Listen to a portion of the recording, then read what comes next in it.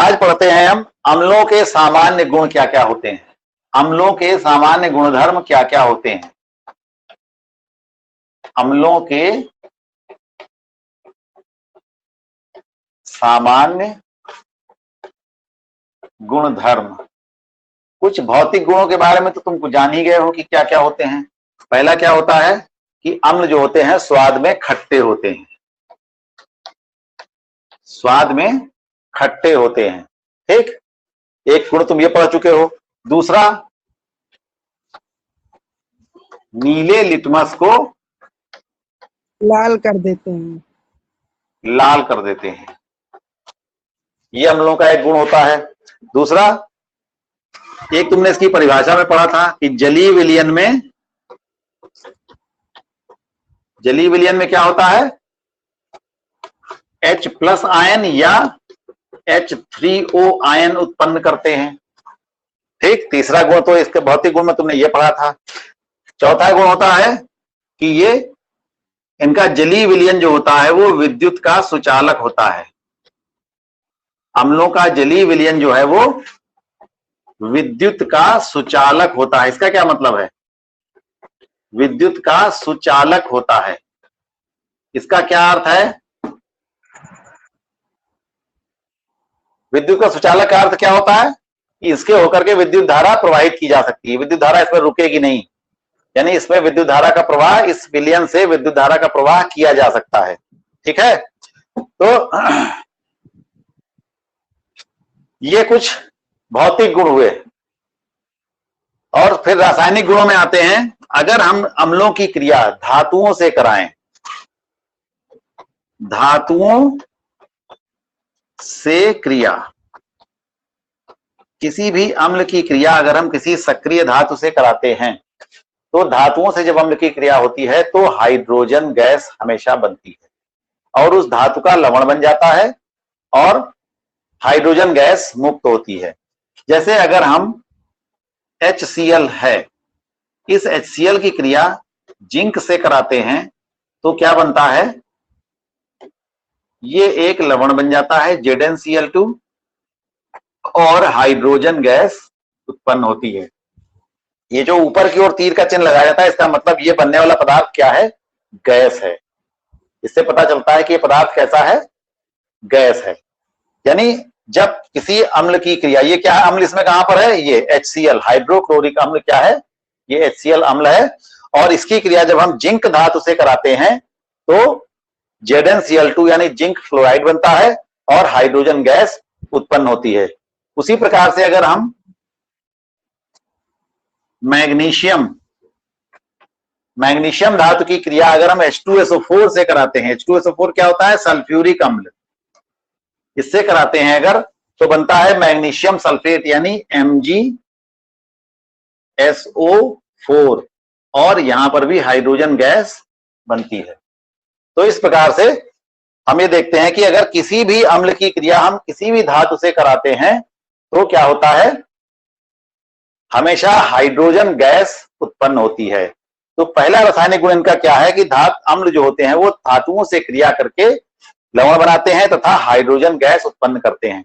यानी hydrogen gas अगर हमें बनानी हो तो हमको सबसे आसान रास्ता हमारे पास क्या है हाइड्रोजन बनाने का, कि हम किसी भी अम्ल की क्रिया किसी धातु से करा करके हम हाइड्रोजन गैस बना सकते हैं। तो यही हाइड्रोजन गैस बनाने की प्रयोगशाला विधि भी होती है कि हम ज्यादातर प्रयोगशाला में हाइड्रोजन बनाने के लिए इस क्रिया का इस्तेमाल किया जाता है। जस्ते की क्रिया हम हाइड्रोक्लोरिक अम्ल से कराते हैं जिससे कि हाइड्रोजन गैस बन जाती है। ठीक है, इतने गुण समझ में आए। अगला गुण, अब आगे गुण सब रासायनिक गुण ही होंगे और सब में रासायनिक क्रियाएं भी लिखनी अत्यंत आवश्यक हैं। दूसरा है धातु के कार्बोनेटों और बाइकार्बोनेटों से क्रिया, छठा गुण। कार्बोनेट क्या होते हैं, ऐसे पदार्थ जिनके सूत्र में क्या होता है CO3 लगा होता है, या बाइकार्बोनेट है तो HCO3 लगा होगा। कार्बोनेट तथा बाइकार्बोनेट से क्रिया,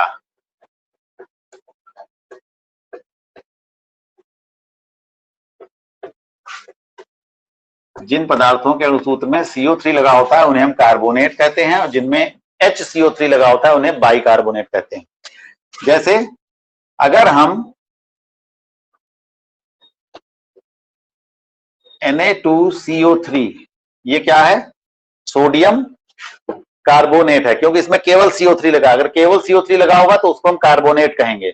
ऐसे पदार्थों को जिनमें CO3 लगा होता है वो पदार्थ कार्बोनेट कहलाते हैं। किसका कार्बोनेट है? जिसके साथ जो चीज लगी हुई है। सोडियम लगा हुआ है तो सोडियम का कार्बोनेट ये है, तो इसका सूत्र हुआ Na2CO3, सोडियम कार्बोनेट। इसकी क्रिया अगर हम H2SO4 से कराते हैं, यानी सल्फ्यूरिक अम्ल से कराते हैं अगर, तो क्या बनता है? हमेशा एक लवण बनेगा Na2SO4, Na2SO4, और क्या बनेगा? पानी बनेगा, और क्या बनेगा? कार्बन डाइऑक्साइड बनेगी। तो किसी कार्बोनेट की क्रिया जब हम किसी अम्ल से कराते हैं तो लवण बनता है, पानी बनता है और कार्बन डाइऑक्साइड बनती है। यानी मुख्य चीज यहां पर कार्बन डाइऑक्साइड और पानी है।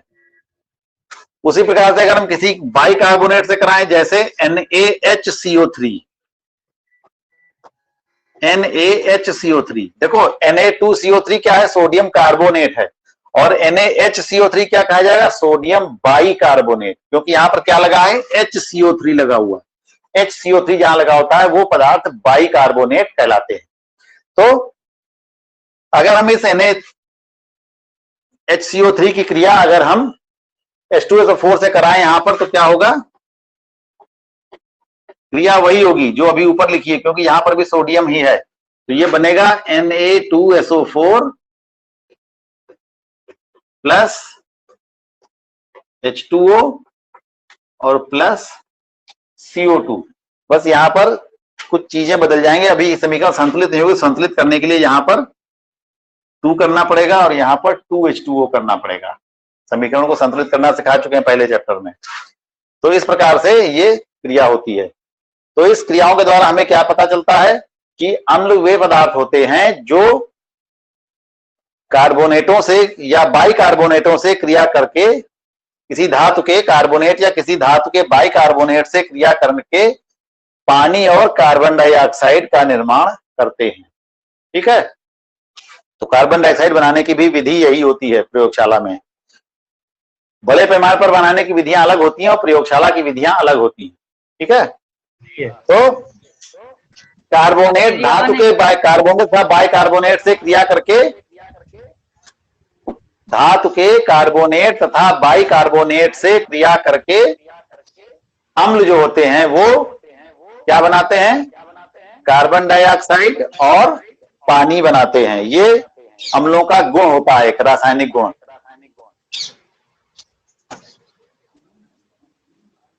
तो 2 रासायनिक गुण तुमने पढ़े, धातुओं से क्रिया और धातुओं के कार्बोनेट और बाइकार्बोनेटों से क्रिया। उसके बाद आती है एक बहुत इंपॉर्टेंट क्रिया है, क्षारों के साथ क्रिया।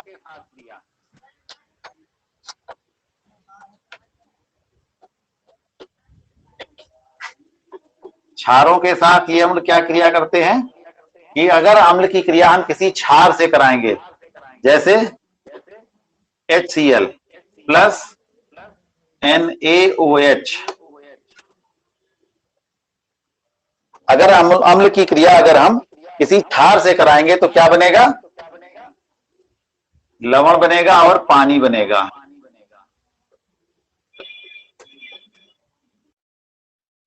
अम्ल और क्षार जब भी परस्पर क्रिया करेंगे, चाहे हम क्षार की क्रिया अम्ल से कहें या अम्ल की क्रिया क्षार से कहें, इस क्रिया में हमेशा लवण और पानी बनता है, गैस कोई नहीं बनेगी। जब अम्ल की क्रिया किसी क्षार से कराते हैं तो लवण तथा पानी बनता है। अभी आगे बात आएगी। इसी क्रिया को हम कहते हैं उदासीनीकरण की क्रिया। इसी क्रिया को कहा जाता है उदासीनीकरण की क्रिया। मतलब यहां पर अम्ल अपनी अम्लता छोड़ देता है, क्षार अपनी क्षारकता छोड़ देता है, और दोनों पदार्थ मिलकर के जो नया पदार्थ बनता है वो क्या होता है? वो उदासीन होता है। यानी विलयन जो होता है वो ना अम्ल रह जाता है ना क्षार रह जाता है, बल्कि विलयन कैसा हो जाता है? उदासीन हो जाता है। तो इसीलिए इस क्रिया को हम कहते हैं उदासीनीकरण की क्रिया। जब अम्ल की क्रिया किसी क्षार से कराई जाती है तो सदैव लवण तथा पानी बनता है। इस क्रिया को हम उदासीनीकरण की क्रिया कहते हैं। ठीक है, ऐसे ही कुछ और क्रिया ले लो, H2SO4, इसकी क्रिया हम KOH से करा दें। KOH क्या है? पोटेशियम हाइड्रोक्साइड, ये भी क्षार है। ये H2SO4 क्या है? सल्फ्यूरिक अम्ल है। हम ऐसे बीच बीच में बताते चलते हैं, तो इस चीज पे ध्यान दिया करो कि सल्फ्यूरिक अम्ल, जैसे हमने कहा है, तो सल्फ्यूरिक अम्ल का सूत्र क्या होता है, क्योंकि ये अलग से भी कभी कभी सूत्रों के नाम पूछे जाते हैं कि सल्फ्यूरिक अम्ल का सूत्र होता है। ये चीज ध्यान से देखा करो कि हम किसका सूत्र क्या बता रहे हैं। तो H2SO4 क्या है? सल्फ्यूरिक अम्ल है। KOH क्या है? पोटेशियम हाइड्रोक्साइड है, इसको कास्टिक पोटाश भी कहते हैं। ये कहलाता है पोटेशियम हाइड्रोक्साइड। इसकी क्रिया अगर हम H2SO4 से कराते हैं तो बनता है K2SO4, यानी पोटेशियम सल्फेट बन जाएगा और पानी बनेगा। हमेशा जब भी कोई अम्ल और एक क्षार की क्रिया होगी तो सदैव एक लवण और पानी बनेगा। और यह सूत्र तुमको याद, हम अगर समीकरण संतुलित नहीं है तो हम समीकरण को संतुलित करने के लिए हम सूत्र में छेड़छाड़ नहीं करते। ये सूत्र ऐसे ही रहेगा, ये इसको बदल नहीं सकते। K2SO4 यानी ये पोटेशियम सल्फेट नामक लवण होता है, और पोटेशियम सल्फेट का सूत्र जो होता है वो यही रहता है हमेशा। अगर हमें संतुलित करना है तो क्या होगा? देखो यहाँ पर K के 2 दिख रहे हैं, यहाँ पर है K का 1, यहाँ पर हम 2 लगा देंगे। हम यहाँ पर बीच में कुछ नहीं घुसाएंगे, हम यहाँ पर 2 लगाएंगे उसके पहले। तो यहाँ पर लगाने से क्या हुआ कि पोटेशियम के 2 हो गए, अब यहाँ पोटेशियम के 2 हैं। अब ऑक्सीजन के कितना हो गए? 4 यहाँ पर हैं और 2 यहाँ पर हैं, 6 हैं। तो 6 के साथ में क्या हो जाएगा? यहाँ पर 4 है, यहाँ पर 1 ही है, तो यहाँ पर क्या होगा? 2H2O हो जाएगा। हाइड्रोजन के कितने हैं? यहाँ पर 2 हैं, यहाँ पर भी 2 हैं, 4 हो गए, तो 2 दूनी 4 हो गए। अब ये समीकरण संतुलित हो गया, हर चीज का मात्रा दोनों तरफ बराबर हो गई, तो इसलिए अब ये समीकरण संतुलित हो गया। तो इस प्रकार से जब भी कोई अम्ल किसी क्षार से क्रिया करता है तो लवण और पानी बनता है। तो अम्ल की अगर क्षार से क्रिया कराई जाए तो लवण और पानी बनता है, और इसी क्रिया को हम कहते हैं उदासीनीकरण की क्रिया। अभी आगे एक प्रश्न और आएगा, उदासीनीकरण की क्रिया किसे कहते हैं? तो वो क्रिया यही होगी, उदासीनीकरण की क्रिया, रिएक्शन ऑफ न्यूट्रलाइजेशन या न्यूट्रलाइजेशन रिएक्शन। ठीक है, तो अगला गुण इनका ये हो गया। अब इसके बाद एक और गुण आता है इनका, वो क्या है? धातु के ऑक्साइडों से क्रिया। धातु के कार्बोनेटों से क्रिया पड़ी थी अभी, अब धातु के, पहले धातु से क्रिया पड़ी, फिर धातु के कार्बोनेटों से क्रिया पड़ी और बाइकार्बोनेटों से क्रिया पड़ी, अब धातु के ऑक्साइडों से क्रिया। धातु के ऑक्साइडों से क्रिया,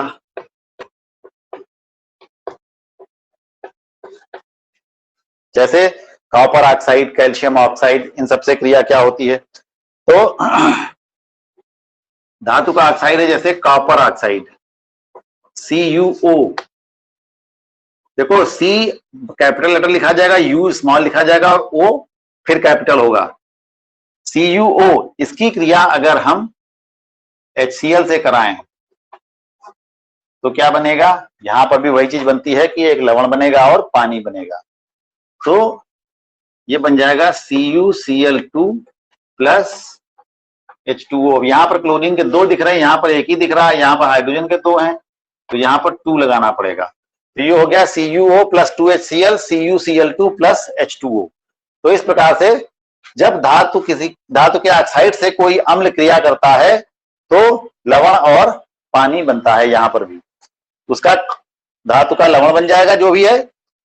अब यहां पर अगर सल्फर होता तो क्या होता? कॉपर सल्फेट बन जाता।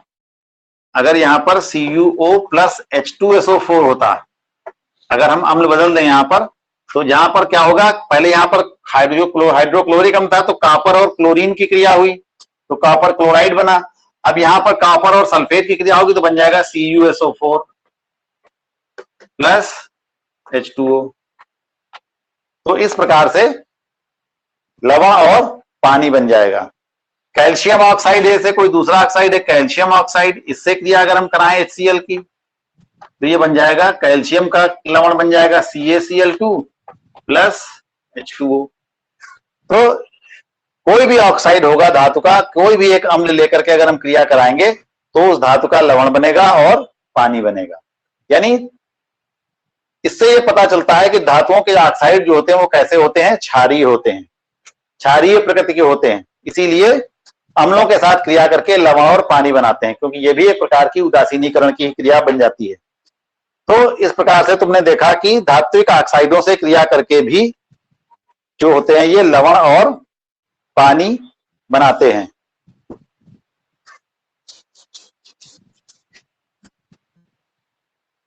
फिर अगली बात आती है वैद्युत चालकता की। वैद्युत चालकता के बारे में तुमको हमने बताया अभी कि ये अम्लों का जो जलीय विलयन होता है वो विद्युत का सुचालक होता है। सुचालक का मतलब अम्लों के जलीय विलयन से होकर के विद्युत धारा प्रवाहित की जा सकती है। क्यों प्रवाहित की जा सकती है? क्योंकि अम्ल को जब हम किसी पानी में घोलते हैं तो क्या बनते हैं, हाइड्रोजन आयन या हाइड्रोनियम आयन बनते हैं।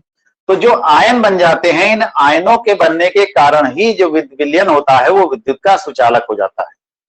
जिस पदार्थ में आयन नहीं बनते हैं वे पदार्थ विद्युत के सुचालक नहीं होते हैं, क्योंकि आयनों के कारण ही ये पदार्थ जो होता है, क्योंकि आयन आवेशित कण होते हैं, उनके पास इलेक्ट्रॉन अधिक या कम होते हैं, तो इस प्रकार से वे जो होते हैं विद्युत धारा और आवेश के प्रवाह को ही हम विद्युत धारा कहते हैं। अभी आगे चैप्टर में पढ़ोगे भौतिक विज्ञान में, आवेश के प्रवाह को ही विद्युत धारा कहते हैं। तो जब तक आवेश नहीं होगा तब तक, या आवेशित कण नहीं होंगे तब तक कोई पदार्थ विद्युत का सुचालक नहीं हो सकता।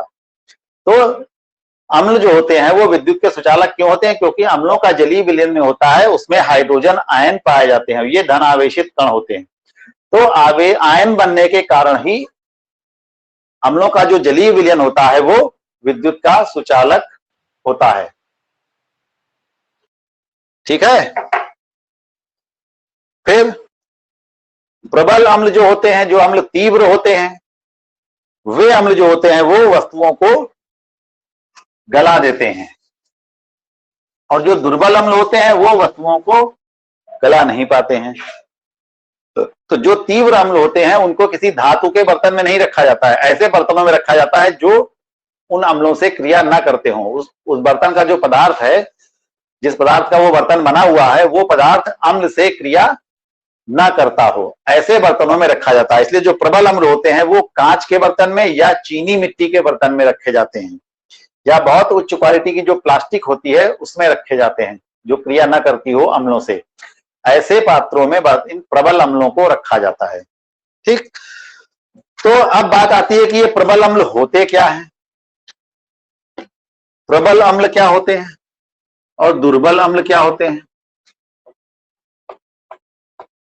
प्रबल अम्ल तथा दुर्बल अम्ल।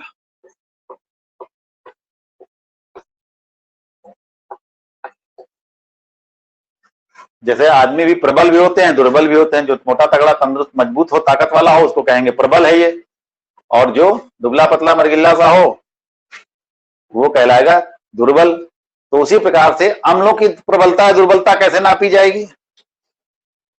अम्लों की प्रबलता या दुर्बलता नापने के लिए क्या होता है कि अम्ल जो होते हैं जब पानी में घोले जाते हैं तो हाइड्रोजन आयन या हाइड्रोनियम आयन बनाते हैं। तो हाइड्रोजन आयन या हाइड्रोनियम आयन कितने बन रहे हैं उसमें? अगर वो पूरी तरह से आयनित हो रहे हैं, जितने अणु हैं उसमें अम्ल के, अगर किसी पदार्थ में हमने 100 ग्राम अम्ल लिया, उस 100 ग्राम अम्ल में हम मान लेते हैं कि 10 लाख अणु हैं, तो उस 10 लाख के अगर हम उसमें पानी मिलाएं तो सभी 10 लाख अणु जो है वो लगभग सभी लवण, 2 4 6 10 छूट जाए कोई बात नहीं, लेकिन लगभग सभी अणु अगर आयनित हो जाते हैं और इतने ही हाइड्रोजन बनाते हैं या हाइड्रोनियम आयन बनाते हैं 10 लाख के आसपास, तो हम ऐसे अम्ल को कहेंगे प्रबल अम्ल। यानी ऐसे अम्ल जो जल में घोलने पर पूरी तरह से आयनित हो जाते हैं, जो जल में घोलने पर पूरी तरह से आयनित हो जाते हैं, ऐसे अम्लों को हम कहते हैं प्रबल अम्ल। और ऐसे अम्ल बहुत तीव्र होते हैं और बहुत तेजी से क्रिया करते हैं और वस्तुओं को सड़ा गला देते हैं तेजी से। तो अब दुर्बल अम्ल क्या होंगे? इसका उल्टा दुर्बल अम्ल हो जाएंगे कि वे अम्ल जो जल में घोलने पर पूरी तरह से आयनित नहीं होते हैं, पूरी तरह से आयनित नहीं होते हैं। ऐसे अम्ल जो जल में घोलने पर पूरी तरह से आयनित नहीं होते हैं, ऐसे अम्लों को कहते हैं दुर्बल अम्ल। यानी कम मात्रा में हाइड्रोजन आयन उत्पन्न करते हैं तो ऐसे अम्लों को कहते हैं दुर्बल अम्ल। और जब अधिक मात्रा में हाइड्रोजन आयन उत्पन्न करते हैं जल में घोलने पर तो ऐसे अम्लों को कहते हैं हम प्रबल अम्ल। तो समझ में आया? HCl, HNO3, H2SO4 ये सभी अम्ल कैसे हैं? यानी हाइड्रोक्लोरिक अम्ल, सल्फ्यूरिक अम्ल और नाइट्रिक अम्ल, ये अम्ल कैसे हैं? प्रबल अम्लों के उदाहरण हैं, क्योंकि ये अम्ल बहुत तीव्र होते हैं। इसके अलावा टार्टरिक अम्ल, साइट्रिक अम्ल और ऑक्सैलिक अम्ल ये सब दुर्बल अम्ल हैं। तो ये दुर्बल अम्ल जितने होते हैं वो सब हम खा सकते हैं या खाते हैं। एसिटिक अम्ल, सिरका पी लेते हो? सिरका तो हम लोग खा लेते हैं ना। नींबू खाते हो? नींबू में साइट्रिक अम्ल होता है। हाँ, नींबू खाते हैं तो नींबू में भी अम्ल होता है, लेकिन उसको हम खा सकते हैं क्योंकि वो दुर्बल अम्ल होता है, दुबला पतला अम्ल होता है, वो बहुत अधिक मात्रा में आयनित नहीं होता है वो अम्ल, इसीलिए उसको हम आराम से खा सकते हैं। तो वो होता है साइट्रिक अम्ल। नींबू में जो अम्ल पाया जाता है वो साइट्रिक अम्ल होता है। इमली खा सकते हैं हम, इमली भी खट्टी होती है तो उसमें भी अम्ल है, लेकिन उसको हम खा सकते हैं, उससे हमें ज्यादा नुकसान नहीं है, हमारे त्वचा नहीं गला देगी इमली का अम्ल जो होगा वो। तो इसलिए वो उसमें पाया जाता है टार्टरिक अम्ल, इमली में टार्टरिक अम्ल पाया जाता है। और तो जो अम्ल दुर्बल अम्ल होते हैं उन अम्लों को हम खा सकते हैं, लेकिन जो प्रबल अम्ल हैं उनको हम खा नहीं सकते। तो प्रबल अम्ल तथा दुर्बल अम्ल समझ में आए? तो ये सब हो गया आज अम्लों के बारे में। अम्लों के विभिन्न सामान्य गुणधर्म ये सब होते हैं। कौन कौन से गुणधर्म तुमने पढ़े? कि अम्ल जो होते हैं वो स्वाद में खट्टे होते हैं, अम्ल जो होते हैं नीले लिटमस को लाल कर देते हैं, अम्ल जो होते हैं वो प्रबल संक्षारक होते हैं, और अम्ल जो होते हैं जल में घोलने पर H आयन या हाइड्रोनियम आयन बनाते हैं। अम्लों की धातुओं से जब क्रिया होती है तो हाइड्रोजन गैस बनती है। अम्लों की जब बाइकार्बोनेट या कार्बोनेटों से क्रिया होती है तो पानी और कार्बन डाइऑक्साइड बनता है। और अम्लों की क्रिया जब धातु के ऑक्साइडों से होती है तब भी लवण और पानी बनता है। अम्लों की क्रिया जब हम क्षार से कराते हैं तो लवण और पानी बनता है। तो तुमको यही चीज याद करनी है और सबकी एक एक इक्वेशन याद करनी है। प्रबल अम्ल किन्हें कहते हैं और दुर्बल अम्ल किन्हें कहते हैं। और अम्ल जो होते हैं वो विद्युत के सुचालक होते हैं। तो क्यों होते हैं? कारण पूछा जा सकता है कि अम्ल विद्युत के सुचालक क्यों होते हैं, यानी अम्लों का जो जलीय विलयन होता है वो विद्युत का सुचालक क्यों होता है। तो इसका कारण समझ में आ गया? चलो फिर अब आज के बाद आज इतना ही। आज के बाद फिर हम कल पढ़ाएंगे, ठीक है? ओके सर नमस्ते। ओके सर, नमस्ते। नमस्ते।